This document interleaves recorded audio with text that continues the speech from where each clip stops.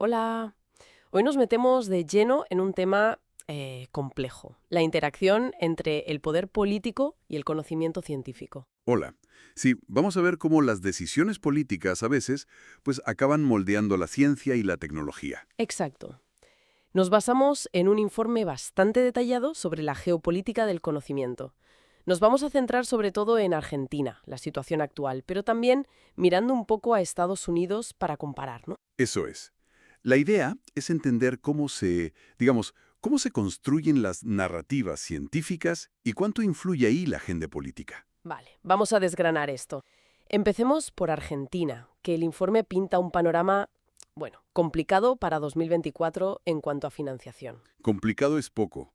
Habla de una caída de más del 33% respecto a 2023. Un tercio. Sí, sí. Y lo califica como el mayor declive histórico. O sea, no es un ajuste pequeño. Claro. ¿Y eso cómo se traduce en la práctica? ¿A quién afecta? Pues mira, el informe es muy claro, golpea de lleno instituciones clave.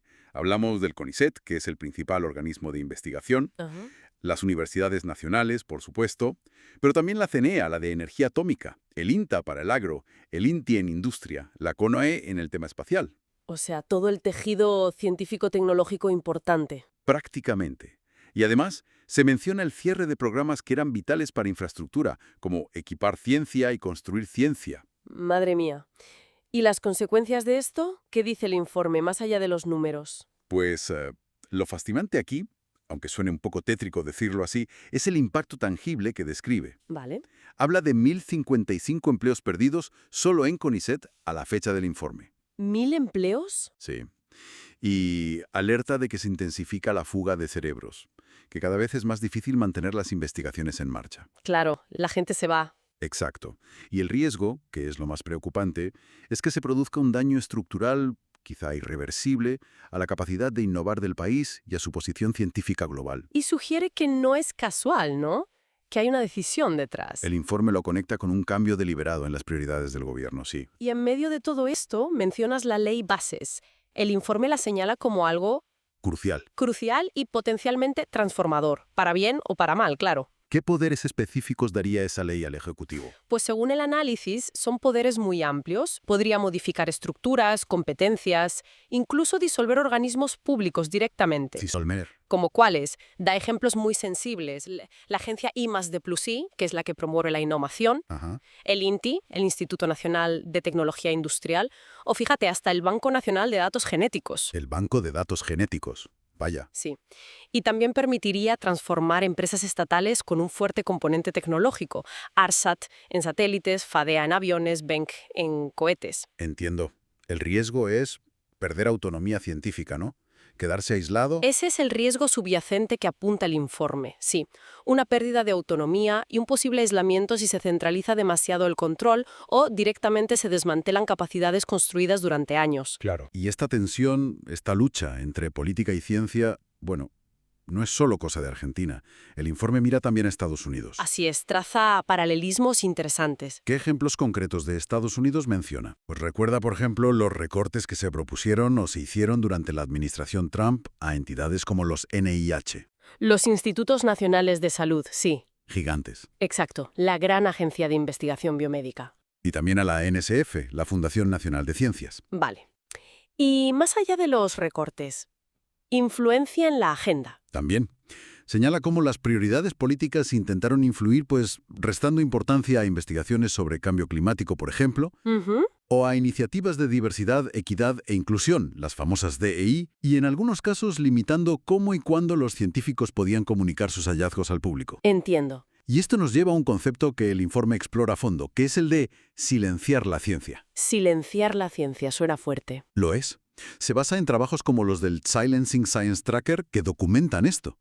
Y no se trata solo de quitar dinero, que es lo más obvio. ¿Qué otras tácticas hay? Pues describe varias.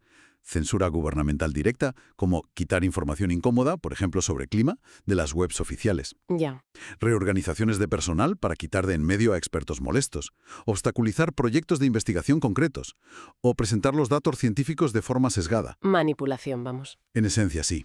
Cita ejemplos de Estados Unidos, como restricciones a la comunicación de científicos de agencias ambientales o la paralización de estudios sobre impacto ambiental. Y si conectamos esto con el panorama general, ¿cuál es la consecuencia de todo esto? ¿De los recortes, del silenciamiento? Pues el informe argumenta que el efecto es muy corrosivo. Por un lado, mina la confianza de la gente en la ciencia. Claro. Y por otro, crea un vacío. Un vacío que, bueno, se llena muy fácilmente con desinformación, sobre todo cuando los resultados científicos no gustan a quien tiene el poder político. Es un círculo vicioso entonces. Totalmente. Si se suprimen o distorsionan hallazgos por motivos políticos, la desinformación campa a sus anchas. Y frente a todo esto, ¿qué pasa con las leyes? Hay salvaguardas. En Argentina se menciona una ley, la 27.614. Sí, esa ley era interesante porque buscaba justo lo contrario, garantizar un aumento progresivo de la financiación para ciencia y tecnología. Pero el informe dice que está suspendida ahora mismo. Exacto. Y esa suspensión es un punto clave del análisis.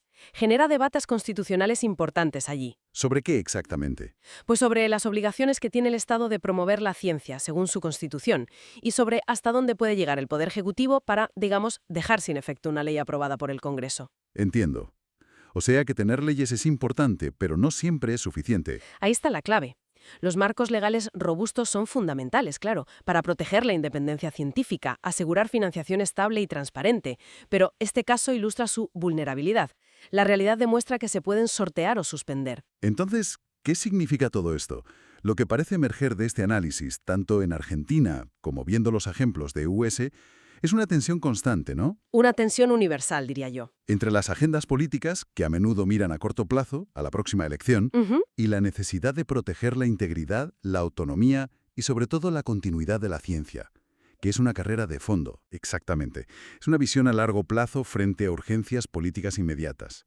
Así que, resumiendo un poco, hemos visto cómo decisiones políticas muy concretas, sobre dinero y sobre leyes, pueden impactar de forma muy profunda la capacidad de un país para generar ciencia, para difundirla, y con consecuencias que van desde perder talento, la fuga de cerebros que decíamos. Sí, hasta algo más intangible pero igual de grave. La erosión de la confianza pública en la propia ciencia. Exacto. Y esto, esto plantea una pregunta importante, quizá para la reflexión final, ¿no? A ver. Más allá de si las leyes son fuertes o débiles, ¿qué responsabilidad tenemos? O sea, ¿qué responsabilidad tiene la propia comunidad científica y también la sociedad civil para defender activamente esa autonomía, esa transparencia de la ciencia? Buena pregunta. Y mirando al futuro, ¿cómo se consigue el equilibrio? Porque la ciencia necesita financiación pública, eso es innegable en la mayoría de los casos. Pero ¿cómo equilibras esa dependencia con la necesidad crítica de independencia para investigar frente a unas mareas políticas que, cambian constantemente? Ahí queda esa reflexión. Un equilibrio difícil, sin duda.